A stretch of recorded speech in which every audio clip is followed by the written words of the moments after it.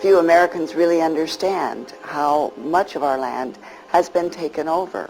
They are looking after somebody else's welfare, not the welfare and the rights of the American people. I think that there's a real question here about the sovereignty of the United States. It permits, I should say, really, that U.S. troops may be deployed under UN command. Well, what I now know is that just because you join the U.S. Army doesn't necessarily mean that you'll be fighting for the U.S. And that means eternal resistance to this idea that we are somehow going to disappear in some new world order. When Bill Clinton delivered his acceptance speech at the 1992 Democratic National Convention, the only person he mentioned other than his mother and grandfather was his history professor at Georgetown University Foreign Service School.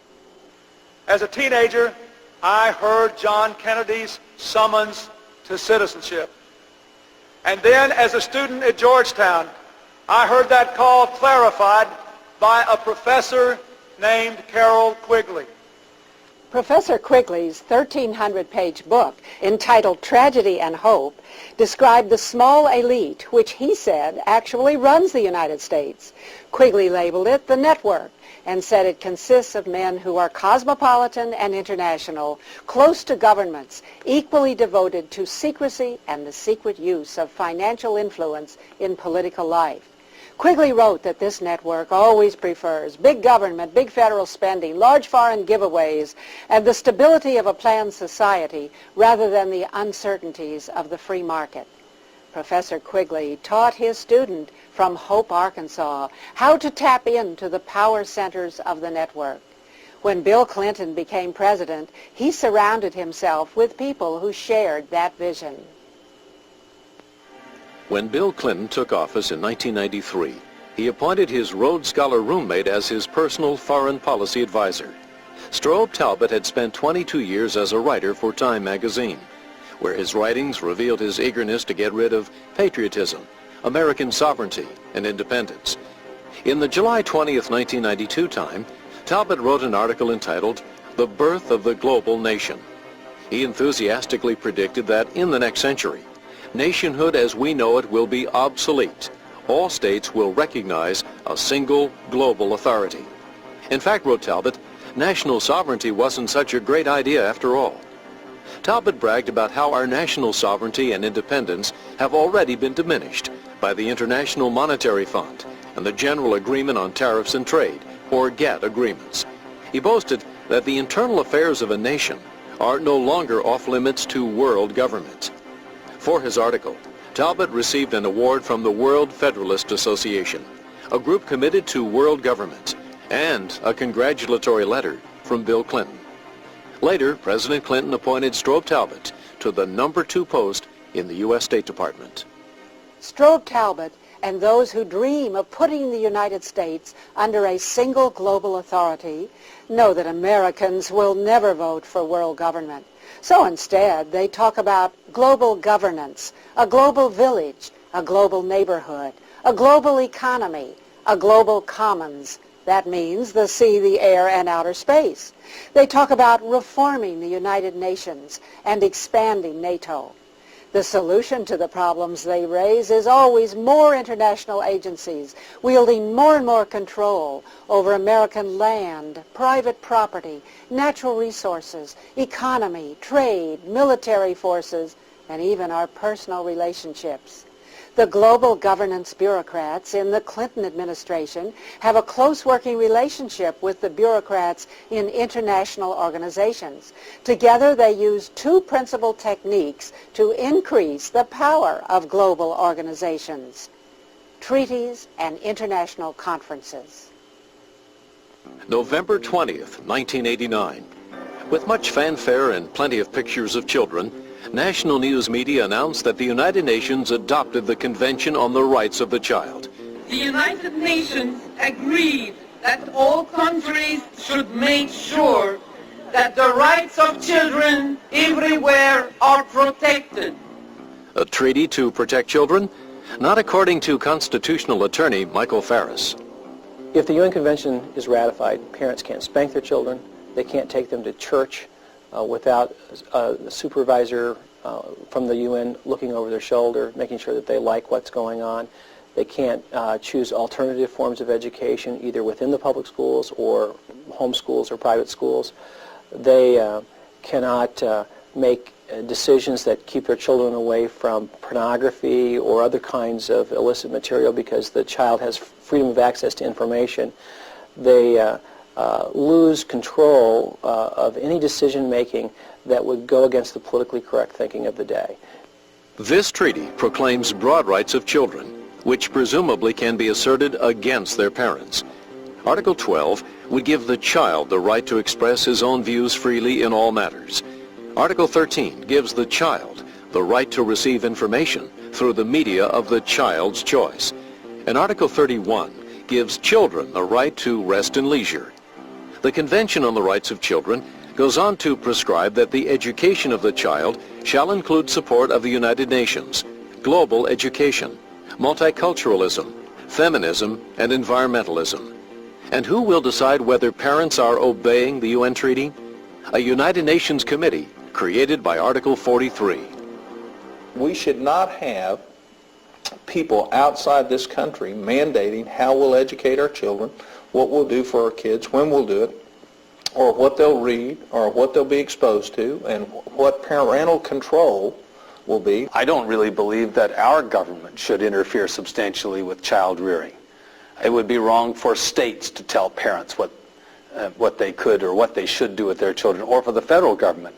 But when you take that beyond the state and the federal government to an international organization that would seek to tell you, for instance, that you couldn't take your child out of certain sex education classes in our schools, for example, I think a family ought to have a right to understand what values it supports in that arena and to protect the child in relation to those values. But the United Nations does not agree. In 1995, at the UN compound in Geneva, Switzerland, UN officials chastised Great Britain for allowing parents the freedom to choose spanking as a means of discipline, and for allowing parents to withdraw their children from sex education classes in public schools. We have to understand that a treaty in the United States is the highest law of the land, co-equal with the Constitution, co-equal with federal laws passed in accordance with the Constitution. I'm not so much worried about the World Court enforcing it against American citizens as I am the United States District Court for the District of Maryland or New Hampshire or Rhode Island enforcing this decision based upon the tribunal's decisions from Geneva as to what the treaty means. The Children's Defense Fund, for example, could bring a lawsuit against a Christian school or a homeschooling family or a group of families and say that your homeschooling, your Christian school approach violates the UN Convention on the Rights of the Child, and it would be enforceable in American courts. Presidents Ronald Reagan and George Bush refused to sign this treaty, but President Clinton supports it and had Madeleine Albright sign it. President Jimmy Carter signed the United Nations Convention on Discrimination Against Women in 1980. Presidents Reagan and Bush refused to support it. But now Bill Clinton is pushing for ratification. The women who are behind this treaty are women who are not interested, as any ordinary American would be, in marriage, love, children, having a family. Quite the opposite. They tend to be women who want marriage to go away, who promote homosexual rights, who promote abortion on demand, all of these things that are totally contrary to the wishes of the vast majority of American women and men. Article 1 on the UN Treaty on Women would abolish discrimination against women in the political, economic, social, cultural, civil, or any other field. This treaty covers marriage, family, church practices, other religious customs and beliefs, and every other area where society might otherwise choose to respect those differences. In case of any doubt, Article 2 states that the treaty would even extend to what it calls customs and practices. Article 3 would require us to pass new federal laws in social, economic, and cultural fields. Article 16 levels a broadside attack on states' rights and would obligate the federal government to take over all family law, including marriage, divorce, child custody, and property. And who would decide if you and your family are abiding by this UN treaty? A United Nations committee set up by Article 17. This treaty, like other feminist exercises, is full of deception, and it's a good illustration of how people who have a political agenda to gain power for themselves use words to persuade others to join them through deception. For example, Article 5 would require us to modify the social and cultural patterns of conduct of men and women, and to assure that we are following UN dictates about family education. And Article 10 would even require the revision of all textbooks and teaching methods to adhere to UN definitions about family and feminism. The people representing the family legitimately and so forth, they were not permitted even to participate. And all of these wild-eyed people who want the government to control families and everybody else, they were in charge. Jesse Helms is chairman of the U.S. Senate subcommittee that oversees treaties. He opposes these UN treaties.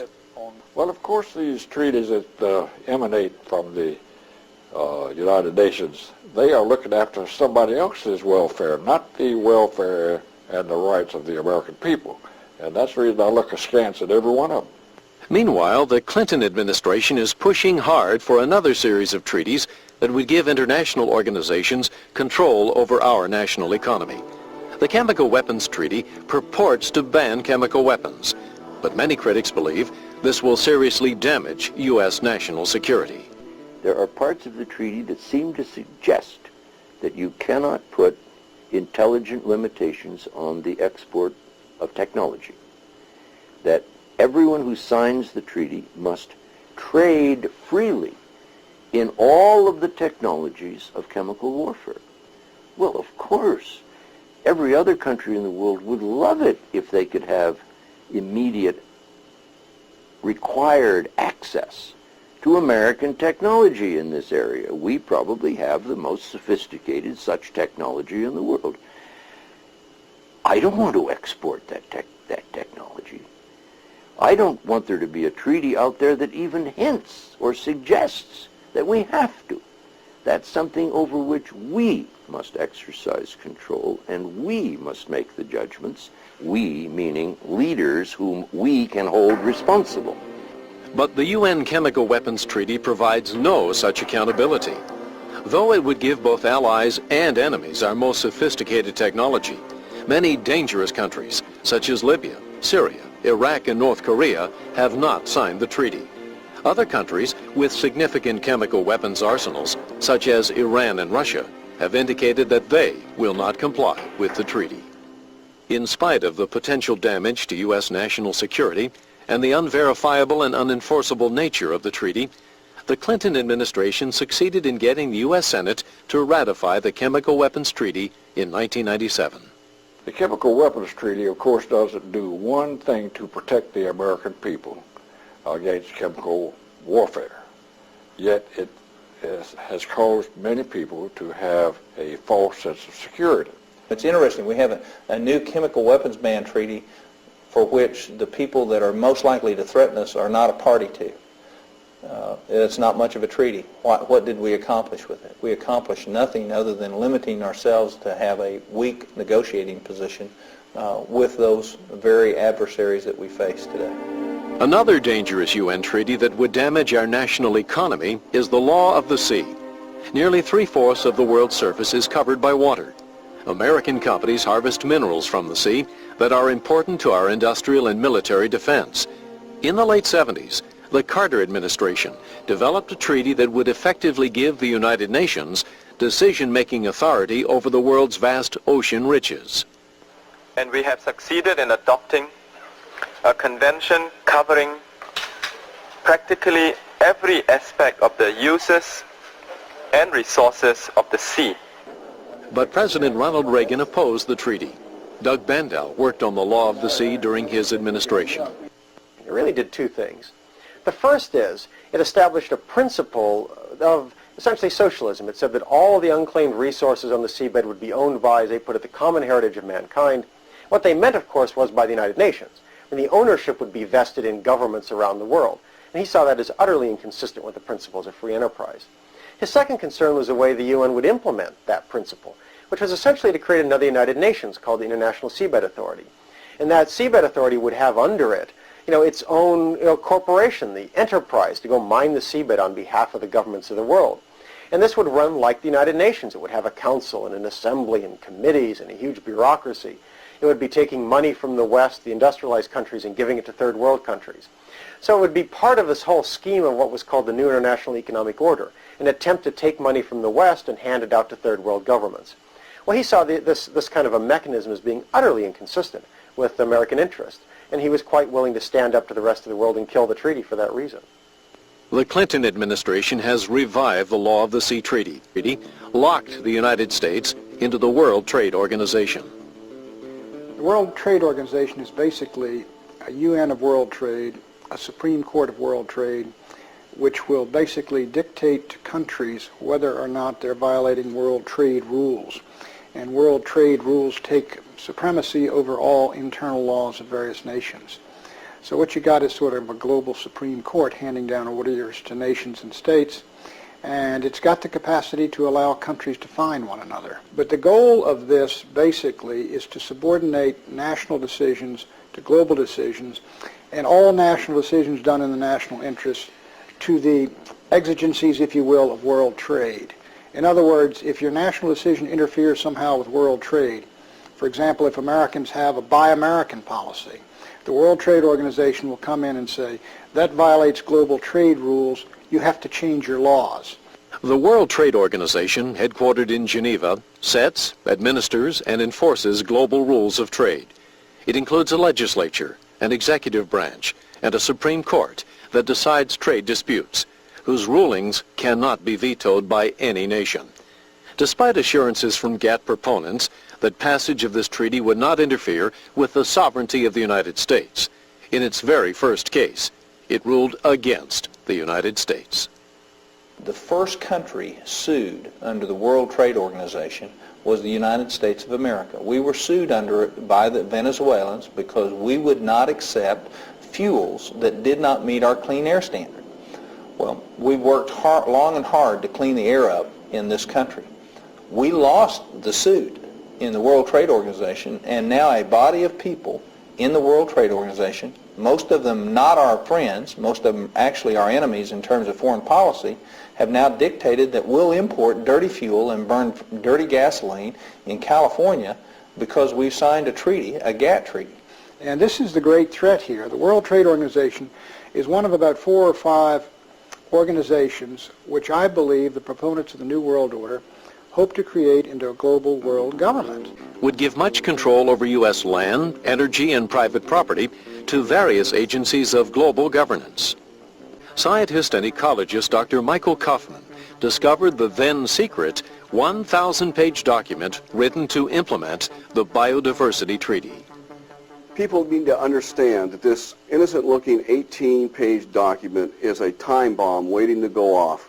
The document calls for literally reducing the human population by as much as 2/3 to 3/4 in the next 30 to 50 years.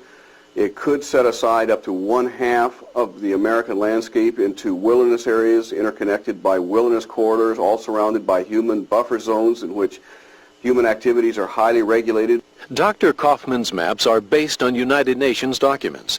Red areas represent core reserves, land where little or no human activity would be allowed. Yellow areas represent human buffer zones, or areas where human activity would be highly regulated. Normal activity would be allowed only in the blue zones. And how does the UN plan to enforce this control? By establishing a regulatory system that would literally control every process that we would have, whether or not we can develop an area, build a building, farm a tract of land, conduct forestry practices, grow beef on the rangelands, whatever. That is very, very clear in these United Nations documents that they want to set up a regulatory structure that would affect every man, woman, and child on planet Earth, and all of the control would be headquartered in the United Nations. And if we take the more recent United Nations documents, it's going to be called the Trusteeship Council in the restructure of the United Nations that's occurring right now. In addition, UN biodiversity plans call for limits on human consumption, land use, transportation, energy, and population. In order to protect biodiversity, we would be required to get rid of fertilizers, and cut food production in half, to drastically restrict our use of automobiles, fuel, refrigeration, air conditioning, and meat. The Biodiversity Treaty was not ratified by the U.S. Senate, but later President Clinton did sign it, and it is the favorite project of Al Gore, as set forth in his book, Earth in the Balance. Many of the treaty's policies are now being implemented through the State Department's Man and the Biosphere program and President Clinton's Council on Sustainable Development.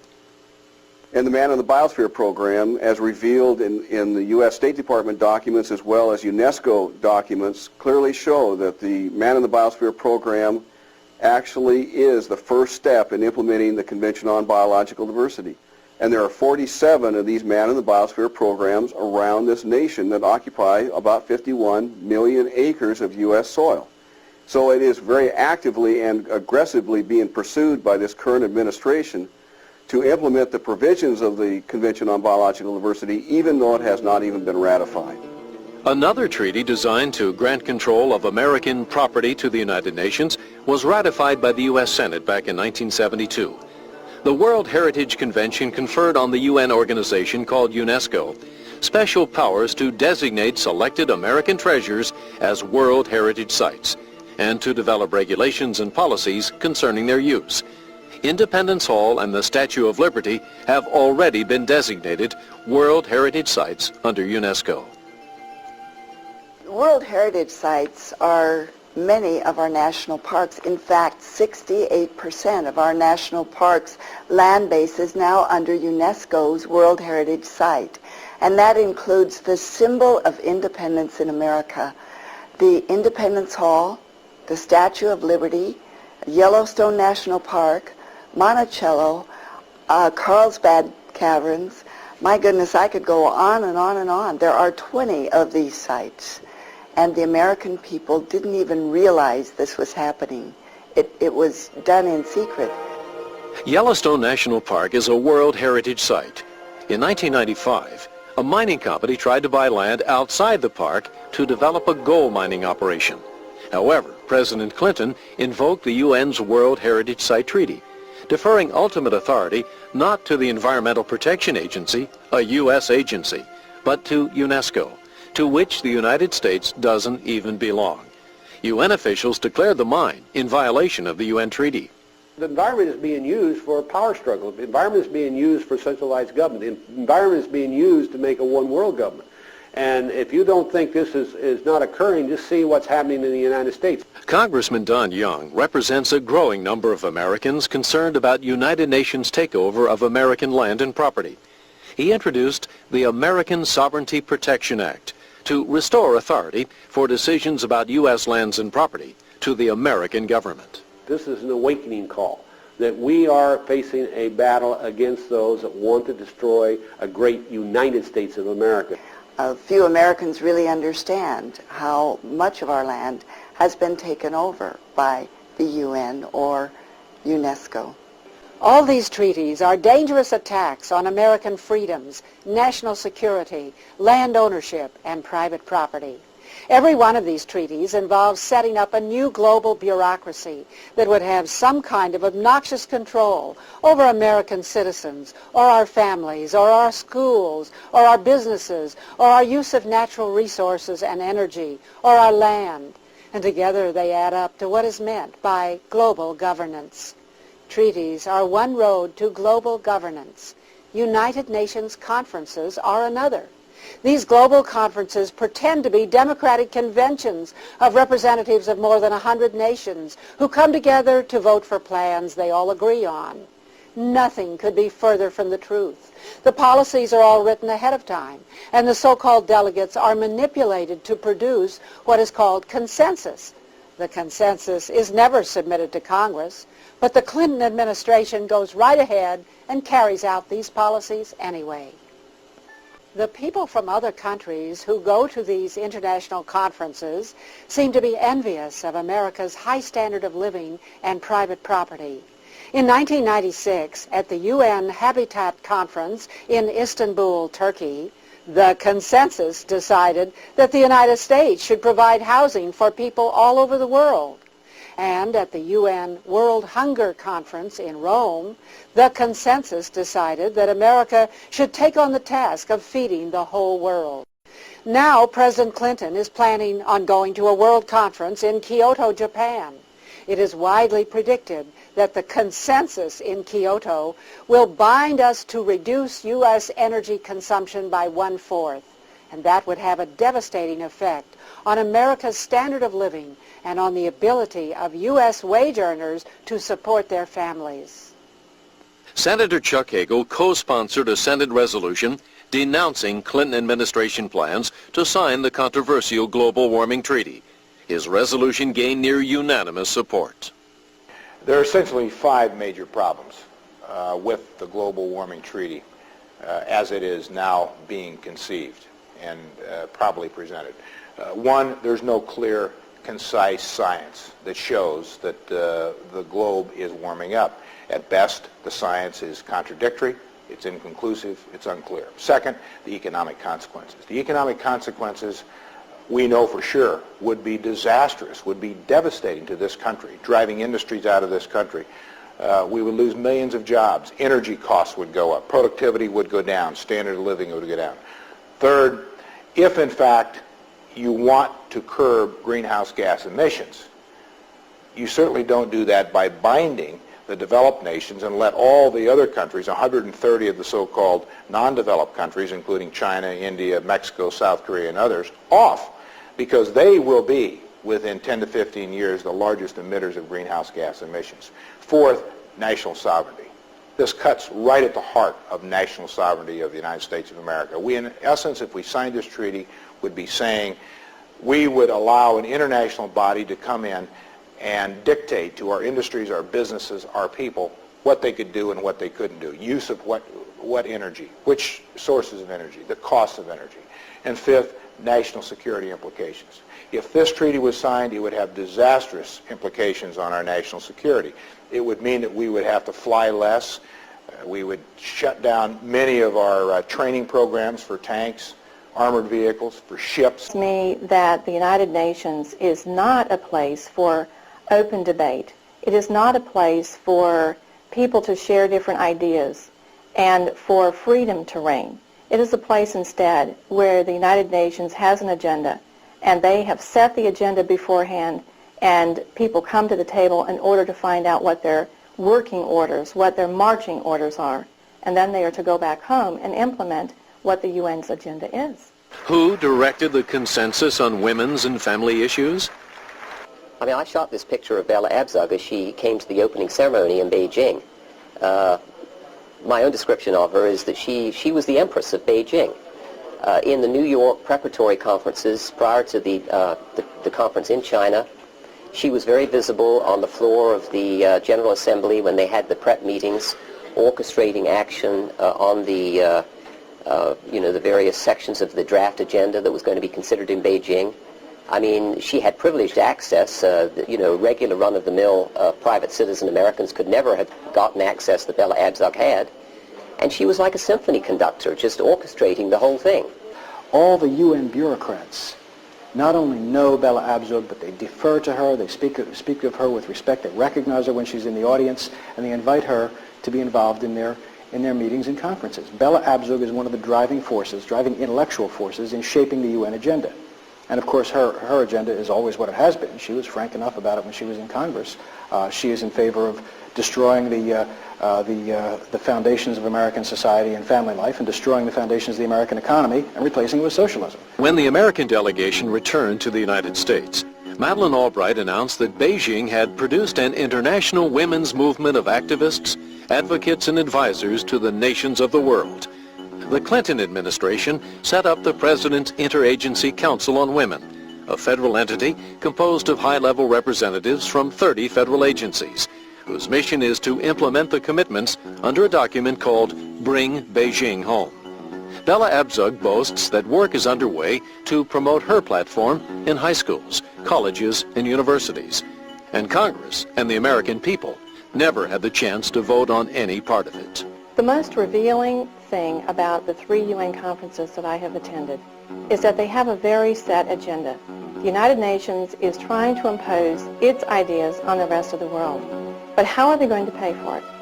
I attended a press conference by the World Bank when I was in Rome, and it was very clear that they plan to implement many of the ideas coming to consensus at these different conferences.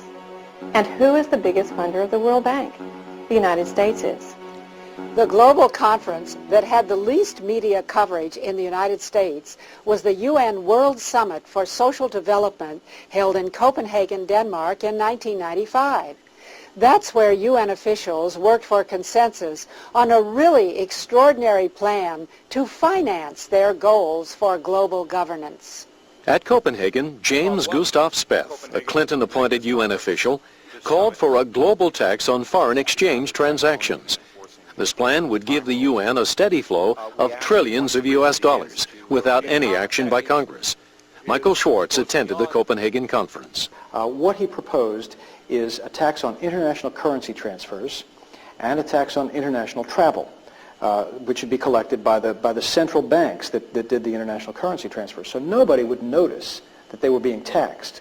But in fact, given especially the high level of international trade that exists today and the high level of international travel, it was estimated at Copenhagen that this would bring in $1.5 trillion a year to the United Nations. The move to give the United Nations power to impose taxes has the support of several wealthy liberal foundations, such as the MacArthur and Carnegie Foundations. The World Federalist Association, headed by former presidential candidate John B. Anderson, has called for UN taxes on international travel and postal service. Of course, U.S. taxpayers are already paying more than a fourth of the UN budget. You get an organization which literally spends hundreds of millions of dollars on conferences every year, on travel, on publications. I mean, this is an organization that puts out like 160 million publications a year and 2 billion pages. Well, what we have is utter irresponsibility there. And as long as you have a system where a voting majority, I mean 1% of the money comes from the voting majority, you're not going to have a responsible system. We're now paying 25% of routine UN activities, 31.2% or something like that of UN peacekeeping activities. I think that most of our constituents believe that we are assessed far more than our fair share of UN routine activities and UN peacekeeping. Right now, the UN exists only because sovereign governments who are accountable to their people in some way contribute money and are willing to go along with what the UN does. And possibly some countries could say, no, we're not going to do that, and they'd get away with it today. But if the UN were able to raise its own money, raise its own revenues, nobody could stand up against their will. They'd have the power to enforce their will even against a sovereign nation, even against the United States.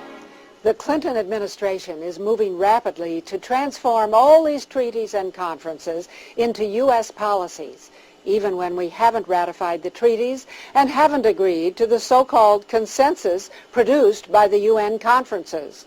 The Clinton administration is moving very fast to transfer control over American lands, rivers, resources, private property, and precious heritage sites to the United Nations. And on top of all that, the Clinton administration is determined to put American servicemen and women under foreign command, where instead of defending American national interests, they will be used to fight never-ending UN and NATO wars. San Francisco, 1945. International leaders gather from all over the world to meet for the first United Nations conference. The organizing Secretary General for the San Francisco Conference was Alger Hiss, who was later exposed as a Soviet spy. High hopes for the United Nations in the 1940s gave way to disillusionment in the 1950s, when the UN police action in Korea taught us the tragic meaning of the phrase, no-win war. By the 1970s, the UN had become a forum for a steady stream of speeches attacking the United States. When Ronald Reagan was elected in 1980, the anti-American agenda of the UN was finally challenged, and the United Nations lost most of its influence. Reagan saw the UN really as acting very much against American interests.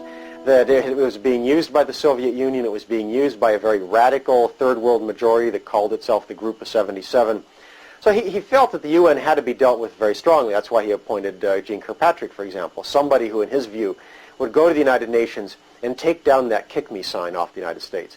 That would say, we're going to stand up for American interests, and that means opposing the UN when we need to. It means vetoing things when we need to. It means walking out of conferences when we need to. It means defunding organizations when we need to, UNESCO, for example.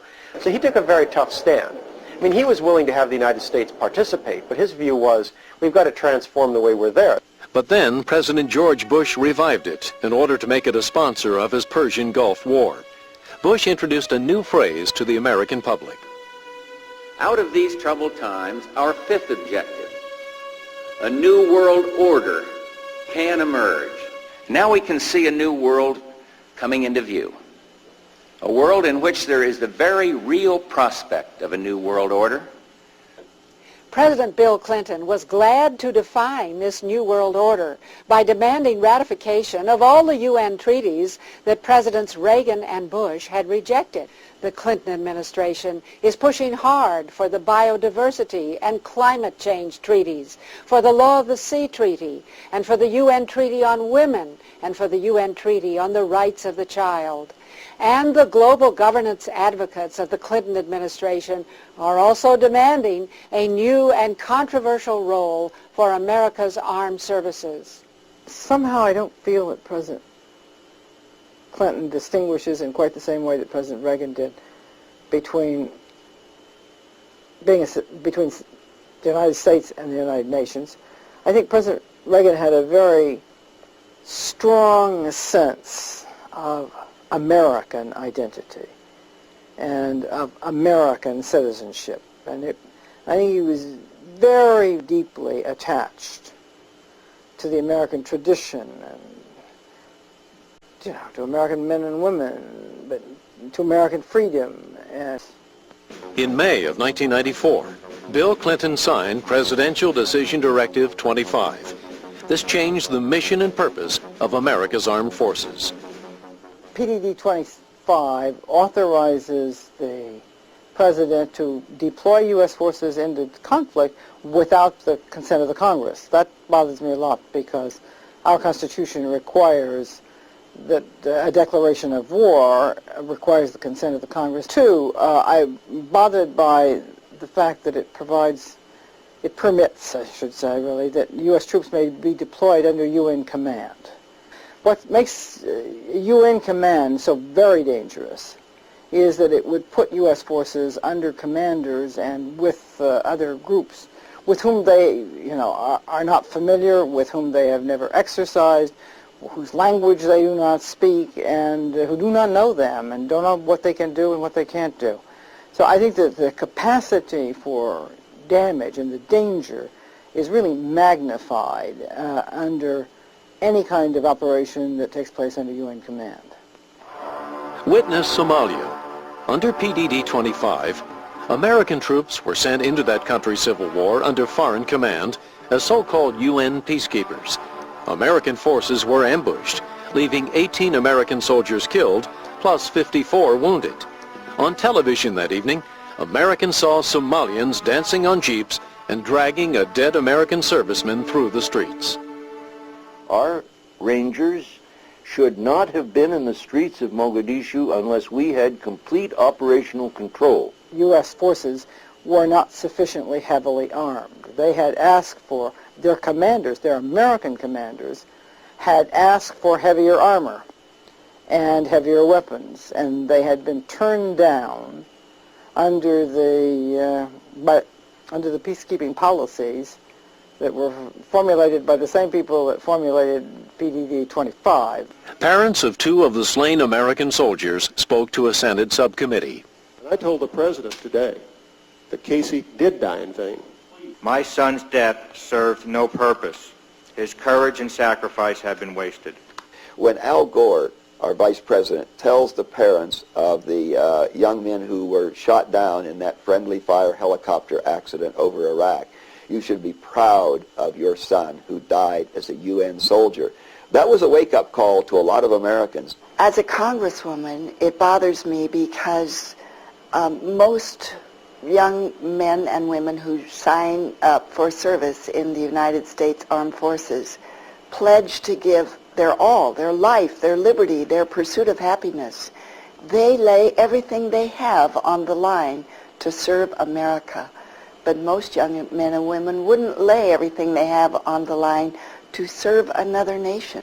Army Specialist Michael New is a decorated American soldier with an exemplary record of service.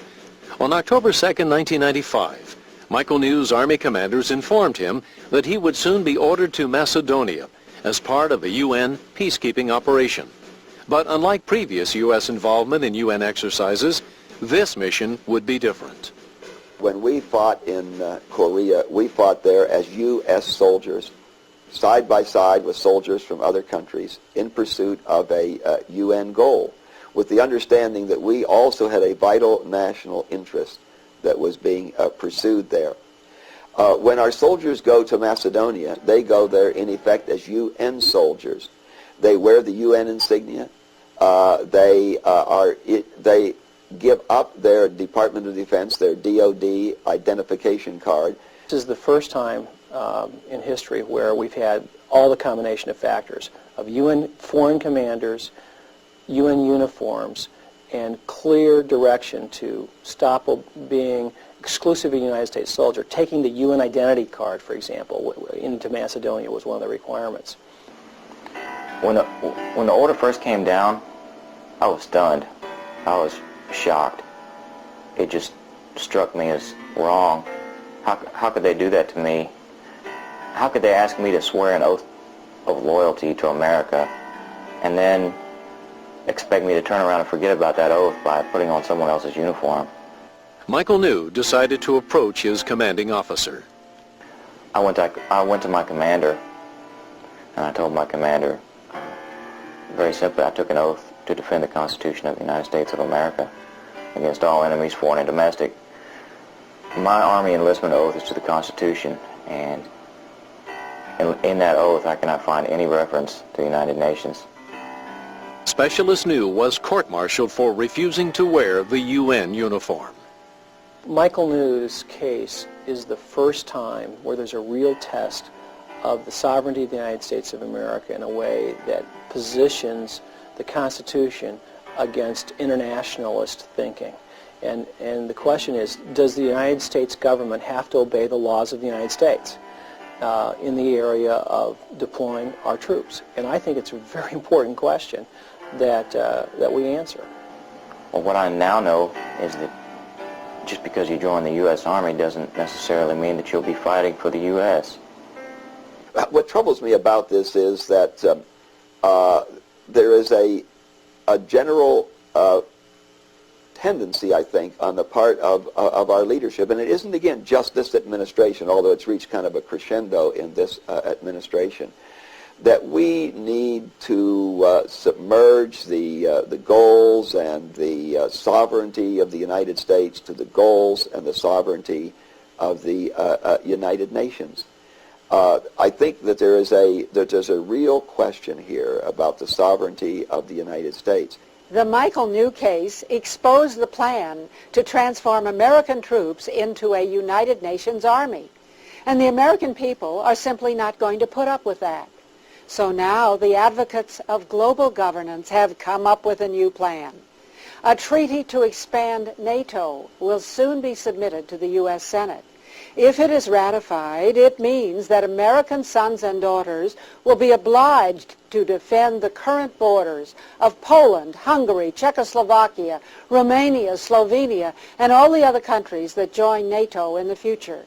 Those countries have been fighting over their borders for thousands of years, and we would be obligated to send U.S. troops to fight one Bosnia after another. NATO expansion might not be the worst U.S. foreign policy initiative of the 20th century, but it definitely ranks in the top 3 or 4. Ted Galen Carpenter is a vice president for foreign policy at Washington's Cato Institute and has written extensively about NATO policy. It would antagonize Russia, possibly leading to a Russian-Chinese alliance. It would undermine pro-Western Russian Democrats. It would create security commitments that we could not fulfill to the new East European members of NATO without a U.S. nuclear guarantee, and it would entangle us in any number of potential Bosnia-style crises in Central and Eastern Europe. It is a dreadful, potentially catastrophic idea. The advocates of global governance are all around us. Public school textbooks are filled with concepts about world citizenship rather than American independence, about protection of the earth and biodiversity rather than human rights, and about definitions of the family to conform to the feminist consensus in Beijing and the UN treaties about women and the child. The National Education Association passes a resolution every year calling for global education in the schools.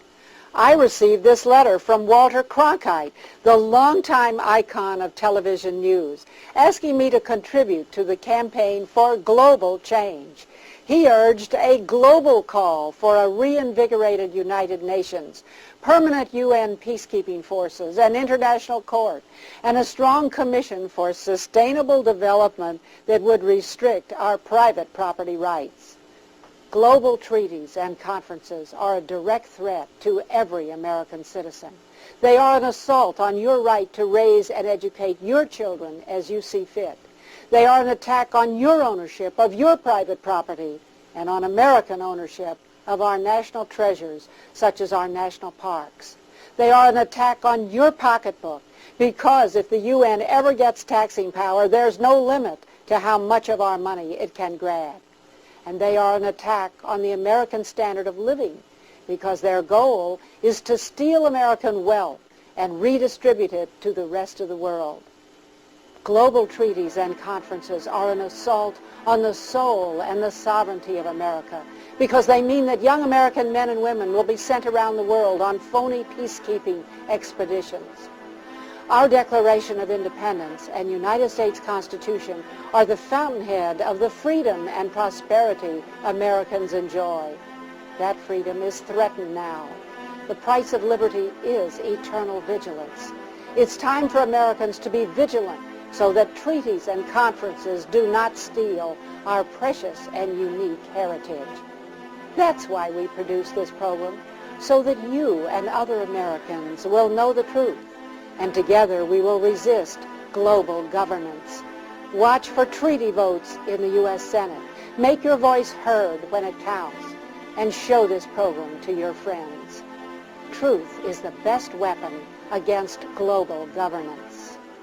What I'm seeing is an escalation of the takeover of command and control of our military, the takeover of a large portion of our land base, and the conquering of America's freedom and spirit of independence and self-reliance. Whether we move left or right or center, the destiny of our country ought to be determined by Americans.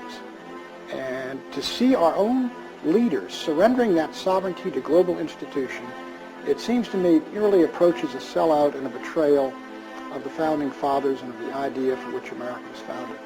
I simply reject the notion that somehow we can go to countries where there is less freedom, less respect, less dignity for any affected population, whether it be women or children, and get them to tell us what we ought to be doing. I think as responsible individuals, given the capacity to make consequential choices by our government and ultimately by God who created us to be free, we don't need an international organization to tell us how to treat our children, how to treat ourselves, how to treat our women, how to fashion our families. As free Americans, we can make those decisions right here at home.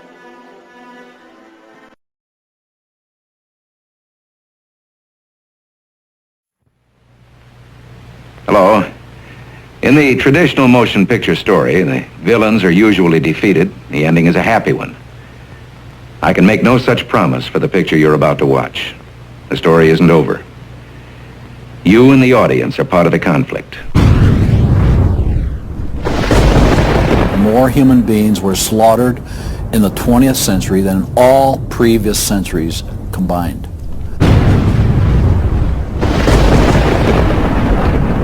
We're talking a congressional record, 135 million dead. Their entire purpose was to detach our culture from any moral anchors whatsoever. You look at the changes in America since 1960, perhaps. The whole culture's been transformed. They're coming out of the belief that the village should raise the child. And the village means the government. They have deliberately destroyed the American family, understanding that's the foundational block that builds a society. If we lose the Judeo-Christian framework, we're lost forever. While the USA goes around the world expounding on the virtues of its way of life, it is obvious that those in charge place little value on human life. They are willing to kill thousands, even millions, for profit, for power, for money, for oil and resources. The USA doesn't even value the lives of its own citizens. Witness the numerous testings of weapons, drugs, medications, pesticides, GMOs, subterfuge on its own population. The state itself is ultimate. If there's nothing, no law higher than the state, and if there's no law higher than the state, there's no appeal against it. They're training them for the collective, and a collective mindset and a dependency mindset. And it seems that they, again, want to have people be uneducated, so then they do become wards of the state. They're dependent on the government to provide everything for them. So, meet the mentally ill of the USA and the victims of the many who go without being cared for. Meet the disposable people. The political pundits and politicians have started a mantra about gun control in order to gain more control over the population. It's not the guns, stupid. It's the lack of care for your own people. It is suggested that the USA get its own house in order before dictating to the rest of the world.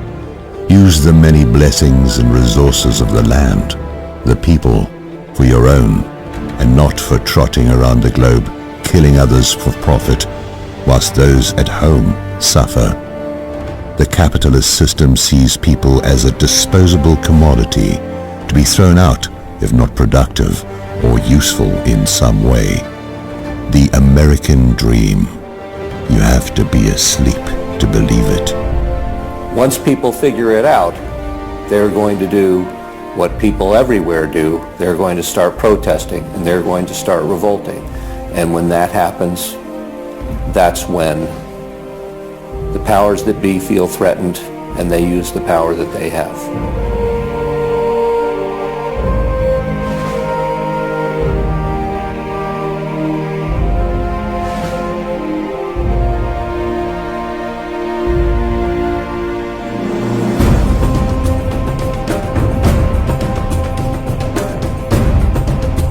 Meet the USA's disposable people.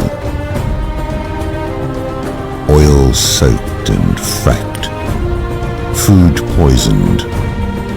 Inoculated by tainted vaccines. Fukushima radiation.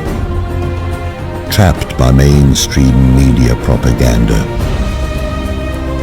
Spied upon by government. Impoverished. Murdered. A homeless empire created by and destroyed by the U.S. military-industrialist complex.